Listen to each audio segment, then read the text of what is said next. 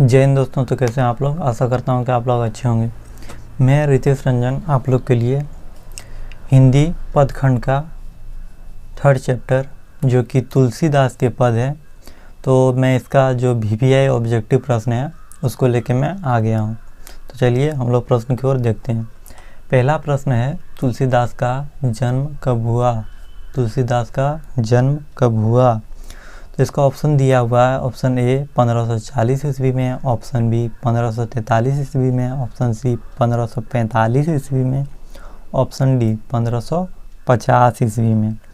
तो इसका सही आंसर हो जाएगा ऑप्शन बी 1543 ईस्वी में। 1543 ईस्वी में ऑप्शन बी सही है। तुलसीदास का जन्म 1543 ईस्वी में हुआ था। अब अगला प्रश्न है 2 नंबर। 2 नंबर में पूछा जा रहा है, तुलसीदास का जन्म किस प्रदेश में हुआ था? तुलसीदास का जन्म किस प्रदेश में हुआ था? तो तुलसीदास जी का जन्म किस प्रदेश में हुआ था? तो ऑप्शन दिया हुआ, option A Himachal Pradesh, option B Andhra Pradesh, option C Uttar Pradesh, option D Madhya प्रदेश।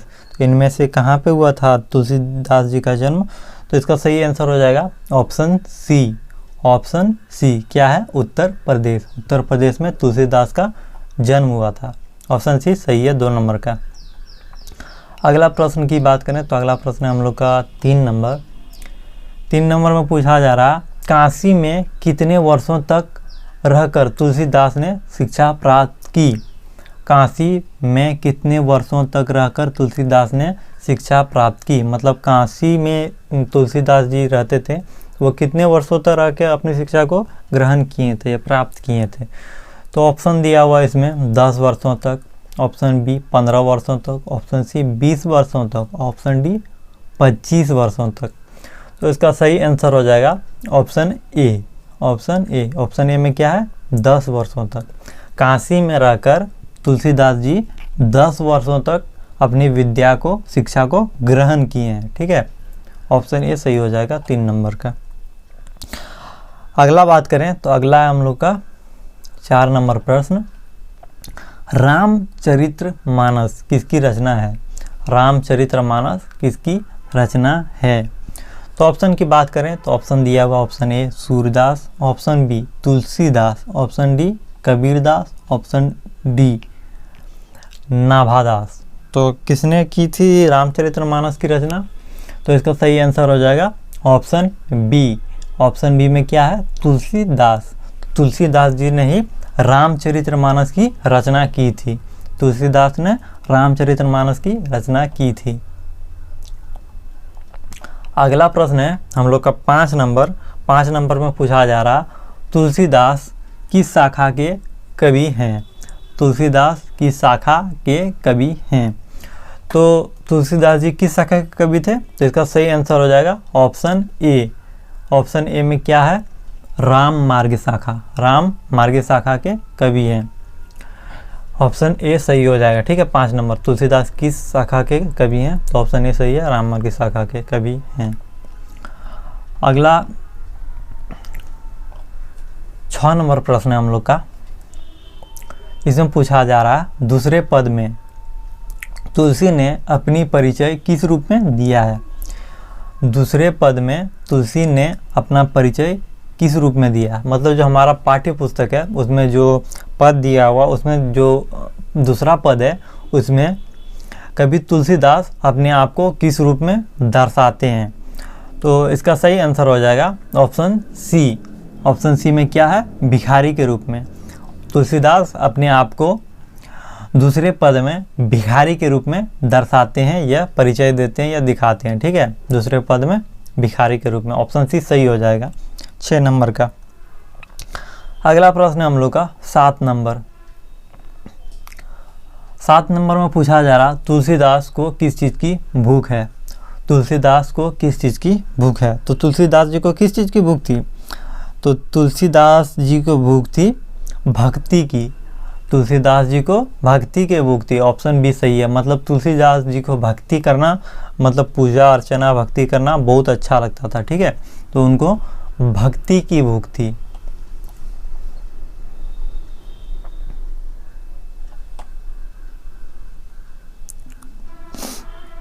अगला प्रश्न है 8 नंबर। 8 नंबर में क्या है? तुलसीदास के पठित पद किस भाषा में है? तुलसीदास के पठित पद किस भाषा में? मतलब तुलसीदास जी के जो पद रहते थे, जो वो पद को रचते थे, वो पद किस भाषा में लिखा हुआ रहता था, उसमें ये पूछा जा रहा है। ठीक है, तो तुलसीदास जी का जो पद रहता था वो अवधी भाषा में रचा जाता। ठीक है, वो अवधी भाषा में अपने पद को रचते थे। तुलसीदास की अवधी भाषा में ही जितने पद वो रचते थे। ऑप्शन डी सही हो जाएगा। तुलसीदास के पद अवधी में है, अवधी भाषा। ठीक है, अगला प्रश्न है 9 नंबर। तुलसीदास ने प्रथम पद में किसकी स्तुति की है? तुलसीदास ने प्रथम पद में किसकी स्तुति की है? तो इसका सही आंसर क्या होगा? इसका सही आंसर हो जाएगा ऑप्शन सी। ऑप्शन सी में क्या है? सीता जी की। सीता जी की स्तुति की है प्रथम पद में। ऑप्शन सी सही हो जाएगा 9 नंबर का। अगला प्रश्न है हम लोग का 10 नंबर। 10 नंबर में पूछा जा रहा तुलसीदास की दोनों पदों में किस रस का व्यंजक हुआ है? तुलसीदास के दोनों पदों में किस रस का व्यंजक हुआ है? तो इसमें ये पूछा जा रहा 10 नंबर में। तो इसका सही आंसर हो जाएगा ऑप्शन बी, भक्ति रस का। ठीक है, ऑप्शन बी भक्ति रस का। ऑप्शन बी सही हो जाएगा 10 का। अगला प्रश्न है 11 नंबर। 11 नंबर में पूछा जा रहा तुलसीदास ने प्रथम पद में अपनी परिचय किस रूप में दिया है? तुलसीदास ने प्रथम पद में अपना परिचय किस रूप में दिया है? इसमें पूछा जा रहा तुलसीदास अपना परिचय किस रूप में दिए हैं प्रथम पद में। ठीक है, तो इसका सही आंसर हो जाएगा ऑप्शन डी, सीता के दास के रूप में। सीता के दास के रूप में, मतलब सीता जी है उनके जो दास, मतलब बोले तो जो सर्वेंट होता है, मतलब दासी के रूप में उन्होंने अपना परिचय दिया है। सर्वेंट मतलब नौकर तो नहीं कह सकते हैं, लेकिन जो उसका देखभाल करे, जो उसका सब कुछ ख्याल रखे, उसको हम लोग दास कह सकते हैं। ठीक है, और 11 का डी सही हो जाएगा।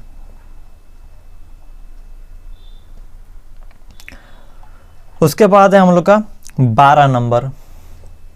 12 नंबर में क्या पूछा जा रहा? कबटुक अम्ब अवसर पाई में अम्ब संबोधन के लिए किया है, किसके लिए किया है? ठीक है, जिसमें अम्ब संबोधन किसके लिए किया गया है? 12 नंबर में ये पूछा जा रहा। तो इसका सही आंसर हो जाएगा अम्ब सीता के लिए, मतलब सीता जी के लिए संबोधन किया गया है। अम्ब मतलब माता होता है, तो माता जो है वो सीता जी को यहाँ पे बोला गया। अम्ब मतलब माता को ही, मतलब माँ को ही अम्बा या अम्ब बोलते हैं। ठीक है, अगला प्रश्न है 13 नंबर।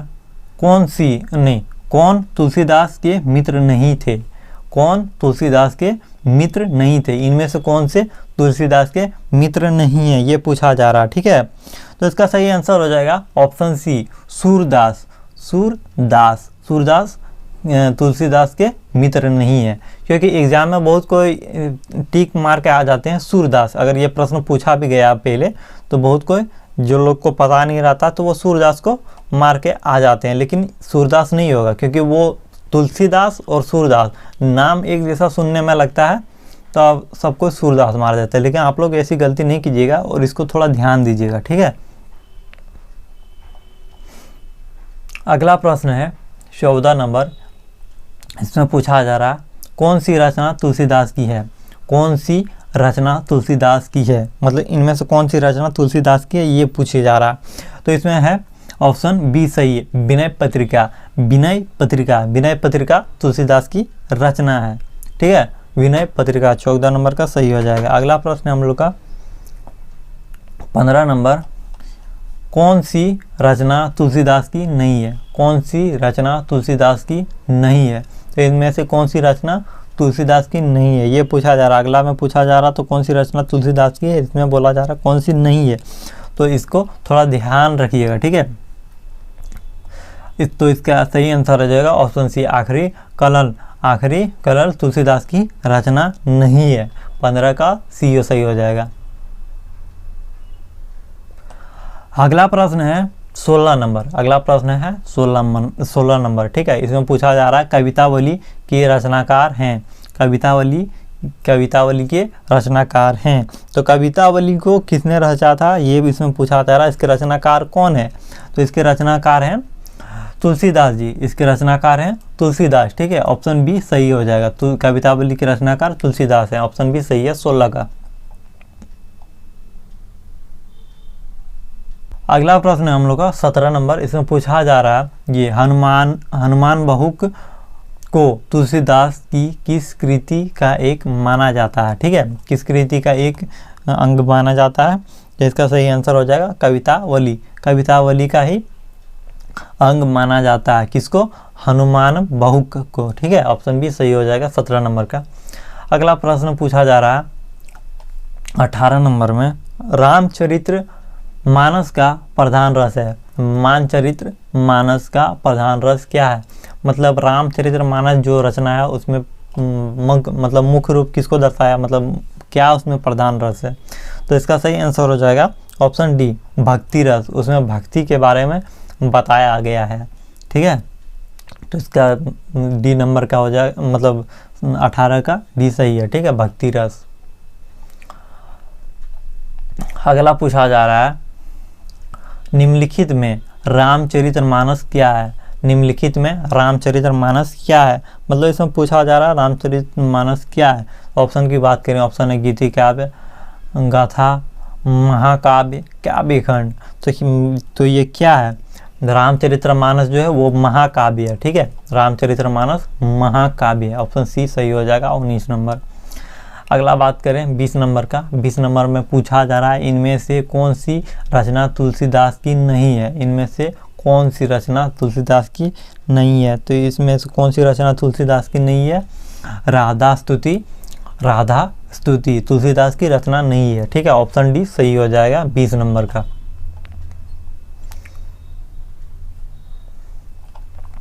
अगला है 21 नंबर प्रश्न। 21 नंबर में पूछा जा रहा है मानस, मतलब रामचरितमानस, तो उसी का शॉर्ट फॉर्म यहाँ पे मानस लिखा हुआ है कि रचना का समय क्या है? रामचरितमानस उसको लिखा कब गया, उसको रचना कब की गई है? ठीक है, इसमें ये पूछा जा रहा है। तो इसका सही आंसर हो जाएगा ऑप्शन ए संवत 1631 में। संवत 1631 में रामचरितमानस की रचना की गई है। ठीक है, यही इसकी रचना का समय है। ऑप्शन ए सही हो जाएगा 21 नंबर का। उसके बाद है 22 नंबर प्रश्न। रामचरितमानस की भाषा है। रामचरितमानस की भाषा है। रामचरितमानस की भाषा क्या है? तो इसका सही आंसर हो जाएगा ऑप्शन सी रामचरितमानस की भाषा है अवधी। अवधी है रामचरितमानस की भाषा। ठीक है, ऑप्शन सी सही है 22 नंबर का। अगला प्रश्न है विनय पत्रिका की भाषा क्या है? विनय पत्रिका की भाषा क्या है? तो इसका सही आंसर हो जाएगा ऑप्शन बी अंतवर्दी व्रज भाषा। अंतवर्दी व्रज भाषा विनय पत्रिका की भाषा है। ठीक है, ऑप्शन बी सही हो जाएगा 23 नंबर का। अगला पूछा जा रहा है 24 नंबर प्रश्न। तुलसीदास का जन्म कहाँ हुआ था? तुलसीदास का जन्म कहाँ हुआ था? तो तुलसीदास जी का जन्म कहाँ हुआ था?